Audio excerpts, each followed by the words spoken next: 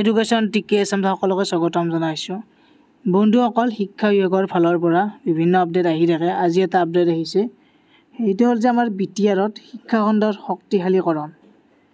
বড়োলেণ্ড অঞ্চলৰ শিক্ষাখণ্ড শক্তিশালী কৰাৰ বাবে গ্ৰহণ কৰা কেইটামান পদক্ষেপ আপোনালোকক দেখুৱাব বিচাৰিছোঁ।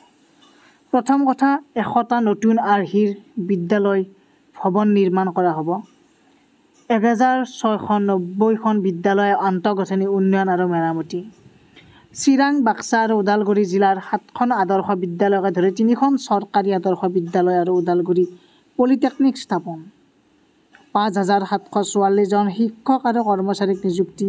2155 জন শিক্ষক আৰু কৰ্মচাৰীৰ বাবে সেৱা প্ৰাদেশিকৰণ। নৱম আৰু দশম শ্ৰেণীৰ BPLৰ ছাত্ৰ-ছাত্ৰীক 39,561খন চাইকেল বিতৰণ। কোকৰাঝাৰত আইন মহাবিদ্যালয়ৰ বাবে নতুন ভৱন নিৰ্মাণ। গতিকে আমাৰ BTRত এতিয়া আমাৰ আগৰ BTR নাই, এতিয়া বহুতখিনি ডেভেলপ হৈছে আৰু এনেকুৱা বিভিন্ন ধৰণৰ শিক্ষাৰ ক্ষেত্ৰত BTRত বৰ্তমান বহুত শক্তিশালী হৈছে। কাৰণ এই কথা আমাৰ হিমন্ত বিশ্ব শৰ্মা ছাৰৰ লগতে আমাৰ গোটেই নিউজত আমি বাজি আছে, সদায় গমেই পাওঁ আমি।